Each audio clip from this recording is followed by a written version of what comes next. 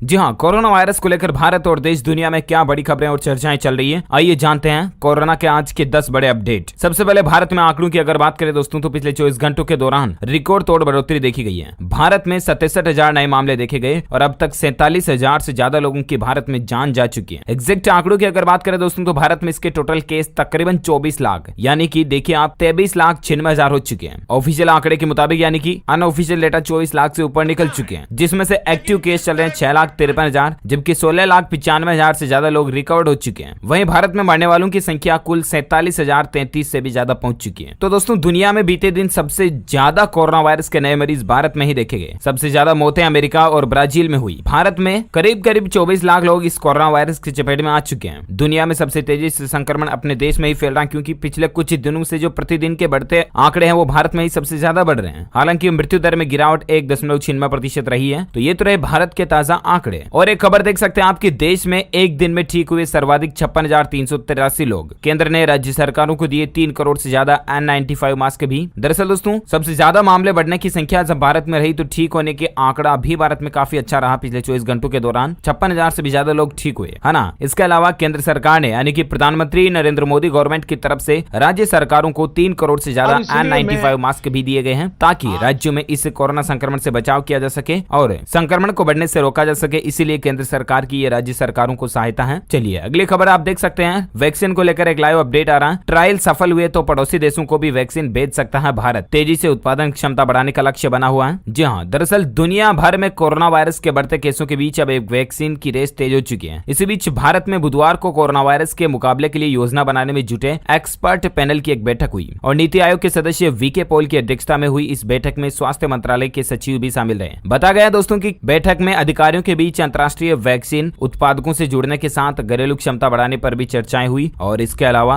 Vaccine dose को तेजी से लोगों तक पहुंचाने तथा साथ ही पड़ोसी देशों के लिए भी इसकी सप्लाई करने पर बातचीत हुई। देखिए जरा कि भारत कितना दयालु देश है। भारत में वैक्सीन बनाने के लेकर अभी तैयारियां चल रही हैं कि भारत दूसरे देशों को भी सप्लाई करने की सोच रहा है। जरा सोचिए आप, वहीं कई सारे दूसरे देश जो होते हैं अपने पड़ोसी देशों को निर्यात भी नहीं करते हैं, एक्सपोर्ट इंपोर्ट बंद रखते हैं वगैरह वगैरह, लेकिन भारत कभी ऐसा नहीं करता। बीच में भी आपको पता होगा कोरोना के जब मामले बढ़े थे तो कुछ दवाइयां भारत सरकार ने विदेशों को एक्सपोर्ट की थी। तो ये भारत की दयालुता और उदारता जो है ये दूसरे देशों के बजाय भारत में काफी ज्यादा हम सभी भारतीयों के लिए गौरव की बात है ये। चलिए अगली खबर देख सकते हैं कि अब भूटान में कोरोना वायरस के फैलने का खतरा, पहला देशव्यापी लॉकडाउन भी लागू हो चुका।